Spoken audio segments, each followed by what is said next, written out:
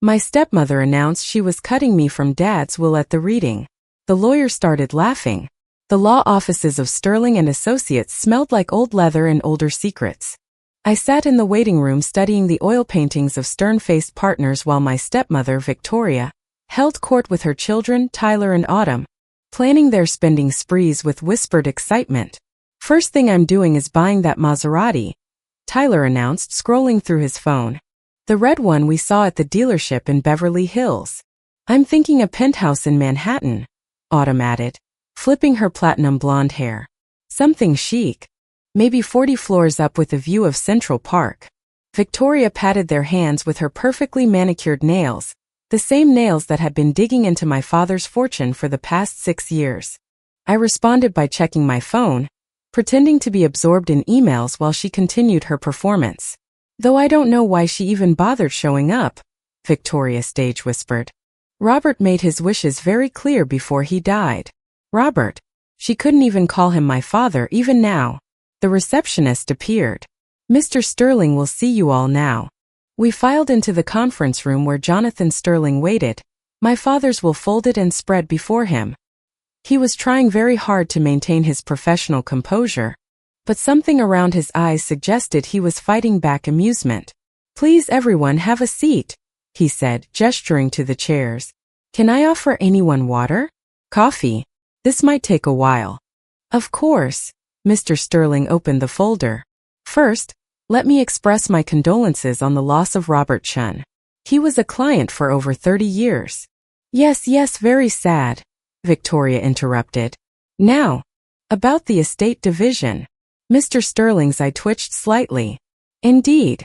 Let's begin with a reading of Mr. Chen's last will and testament dated, let me see, 6 years ago." "6 years?" I asked quietly. "Wasn't it updated more recently?" Victoria's laugh was sharp as breaking glass. "Oh, sweetie, you really don't understand how these things work, do you? Robert and I revised everything after our wedding. Made sure the estate stayed in the immediate family." "The immediate family," I repeated. I thought about all the visits she'd mysteriously scheduled during her yoga classes, the family dinner she'd forgotten to tell me about. "I believe you'll find everything is quite straightforward. The estate is divided between myself and my children, with a small token left to charity." She paused dramatically, savoring the moment. "As for Elora here, she gets nothing," Victoria announced triumphantly, unable to contain herself any longer. "I made sure of it. 6 years of marriage." Tyler and Autumn were grinning like sharks who'd scented blood. Victoria looked like a cat who'd swallowed an entire aviary. That's when Mr. Sterling started laughing. Not a chuckle. Not a professional clearing of the throat. A full, genuine laugh that echoed off the mahogany panels. "I'm sorry," he said, wiping his eyes. "That was unprofessional. It's just, Mrs. Chun, do you know what a revocable living trust is?" Victoria's triumphant expression flickered. "Of course I do. It's a financial instrument." "Very good," Mr. Sterling said, still fighting back chuckles. "And do you know when Robert established his family trust?" "Family trust?" Victoria snapped. "He only had one child." "Huh. Actually, Mr. Sterling pulled out another folder, this one much thicker. "Robert established the Chun family trust 29 years ago when Elora was 8. It's been growing ever since." "So?" Victoria's voice was losing its confidence. "He revoked it when we updated the will." "Did he?" Mr. Sterling pulled out a document. "Because I have here the trust documents, including all amendments. The last one was made 14 months ago." Victoria said nothing, her face beginning to pale under her expensive foundation. "You know what's interesting about trusts, Mrs. Chun?" Mr. Sterling continued. "They're completely separate from wills. And in this case, the trust was structured to transfer all assets to Elora on either her 38th birthday or upon Robert's death." Victoria was at a spa retreat in Napa. "Ah, yes," Mr. Sterling nodded. "The weekend Robert came to see me. He was quite specific about the timing." Sterling said, turning back to Victoria, "You can't change a trust that already transferred $62 million last year." Victoria's face went white as fresh paper. Her mouth opened and closed like a landed fish. 62. Tyler's voice cracked. 62 million. Actually, Mr. Sterling corrected, that was the value 15 months ago. With market performance and dividend reinvestments, it's currently valued at approximately 71 million. But the houses, Autumn shrieked. The cars, the bank accounts. All held by the trust, Mr. Sterling explained patiently, which transferred to Elora last year. You've been living in Elora's houses, driving Elora's cars, and spending Elora's money for the past 15 months. I finally spoke. Dad told me to wait. Said it would be better to let everything play out naturally. He wanted to see if you'd change, Victoria, if you'd stop being so. I searched for the word. Calculating. This is fraud. Victoria spat. We'll sue. Robert wasn't in his right mind. Actually, Mr. Sterling pulled out a medical report. He was sharp as a tack and twice as pointed. His words, not mine. But why? Tyler asked, looking genuinely confused. Why would he do this? I looked at him with something almost like pity. Because he saw what you were doing. All of you. The credit cards you took out in his name, Tyler. The jewelry you bought and charged to his accounts, Autumn. And you, Victoria. I turned to my stepmother. The systematic isolation from his friends and family. The medication mix-ups that kept him foggy. The way you moved your mother into the guest house without asking. You can't prove any of that, Victoria hissed. I don't have to, I said. Dad already did. He hired a private investigator 2 years ago. Would you like to see the reports? Mr. Sterling produced another folder, thick with photographs and documents. Robert was particularly interested in your first marriage, Mrs. Chan. How did your first husband die again? Medication mix-up. Wasn't it? The silence in the room was deafening. But Mr. Sterling wasn't finished. And neither was I. Mr. Sterling continued briskly. Let's discuss the actual will. It's quite simple. Consisting mainly of personal effects since the trust already transferred all assets, goes to. He pulled out 3 crisp $1 bills and placed them on the table with ceremonial precision. $1. Autumn whispered, staring at the bill like it might bite her. Actually, I said, reaching into my purse, I have something for each of you. I pulled out 3 official envelopes. Living rent-free in my house. Well, houses. The main estate, the beach house in Monterey, the mountain cabin in Tahoe, and whatever apartment Tyler's been keeping in downtown San Francisco. How did you, Tyler started.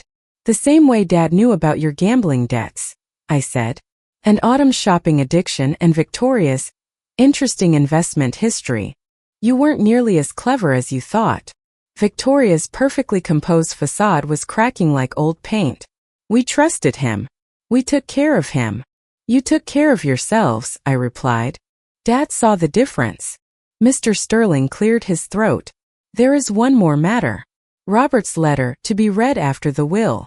He pulled out an envelope and handed it to me. He insisted you read it aloud. I opened it, recognizing my father's precise handwriting. My hands weren't shaking. They were steady as stone. My dearest Elora, I began. If you're reading this, what you didn't know was that I was already sick. The cancer diagnosis came just weeks after the wedding. I paused, remembering those quiet conversations we'd had. The way Dad had asked me to trust him when everything seemed to be falling apart. The letter continued, and with it, the final revelation that would destroy Victoria's world completely. Thank you for pretending to be pushed aside while I moved assets into the trust. Thank you for letting them think they won while we secured your future. Victoria was gripping the edge of the table. I suggest you use your 30-day notice wisely. The DA. Tyler's voice cracked. Elora, my daughter, I continued. You are everything I could have hoped for. Strong, patient, intelligent, and above all good. Take care of the fortune I've left you, but more importantly, take care of yourself. All my love, Dad. I folded the letter carefully. There's a P.S. Victoria had collapsed back into her chair. Tyler was frantically texting, probably his bookie. Autumn was crying, mascara running in black rivers down her cheeks. Is there anything else? You are to have no contact with her after you vacate the properties. Any attempt to contest the trust or will shall result in immediate enforcement. You planned this, Victoria said. Just like you followed the same playbook you used on your first husband. Oh, did you think Dad didn't know about Charles? About the insurance policy? About the medication you gave him?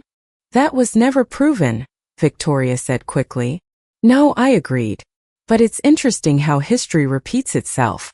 Or would have if Dad hadn't been smarter than you gave him credit for. I stood, gathering my copies of the documents. Mr. Sterling, thank you for everything, for helping my father protect what mattered most to him. My pleasure, he said, still fighting back a smile. Your father was a brilliant man. This was the most elegant estate planning I've ever seen. As I reached the door, Victoria called out, Alora, please. I was his wife. Doesn't that count for something? I turned back one last time. It counts for exactly what you put into the marriage. Lies, manipulation, and greed. Dad figured out your true value, Victoria. $1. He was generous. I wouldn't have given you that much. I left them there, sitting in their shock, staring at their dollar bills. In the parking lot, I sat in my car. My car? She asked. Exactly as Dad predicted, I said. Down to Victoria's demand for proof. He'd be so proud, Grace said softly. He talked about you constantly those last weeks. Said you were the only person who never wanted anything from him but his time. I miss him, I admitted. I know, honey. But he made sure you'd be okay. That was all he cared about in the end. Not punishing them, though that was a nice bonus.